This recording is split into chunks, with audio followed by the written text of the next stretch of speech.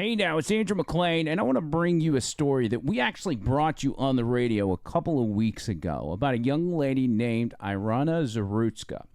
Irina is a Ukrainian refugee, made her way here to America to flee war-torn Ukraine, looking for a better life. This is her right here. Young, 23, 24-year-old, pretty young lady who was out here just pursuing the American dream when tragedy struck as she was brutally murdered on a train in North Carolina by what can only be described as a mentally deranged individual. She was stabbed to death. If you have not seen this footage, let me show it to you here. Viewer discretion advised. It's just before 10 p.m. on August 22nd, and 34-year-old DeCarlos Brown Jr. is seated on a Charlotte light rail train. Several other people are around him. According to officials, a few minutes later, the train doors open, and 23-year-old Irina Zarutska gets on and takes a seat in front of Brown. She's wearing what appears to be a work uniform, AirPods, and looking at her phone. But then, the unthinkable happens. You see Brown pull out what officials say was a pocket knife. He unfolds it, then stands up behind Zarutska. What we aren't showing you is the moment where Brown then stabs Zarutska several times and walks away. Here you can see Brown trying to get off the train, and then a few people spring into action, attempting to save Zarutska. She would die from her injuries. Meanwhile, Brown, who has removed his hoodie, waits for the train to stop. And then you see him exit. Officials say it appears that Brown and Zarutska did not know each other, and a motive for the stabbing remains under investigation. So she was murdered for what? For what? For nothing. This deranged individual just sat behind this lady and call it bad luck, bad timing, wrong place, wrong time. She gets stabbed to death, deserving it in no way, shape, or form. And we see these tragedies happen in this country, and sometimes it's at the hands of deranged, mentally ill individuals.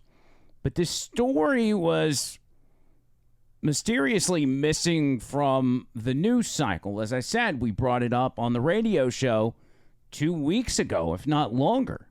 And I didn't hear any real reporting on this until today. The footage has come out. A lot of people are talking about it, but I was still suspiciously missing any coverage from MSNBC or CNN until now.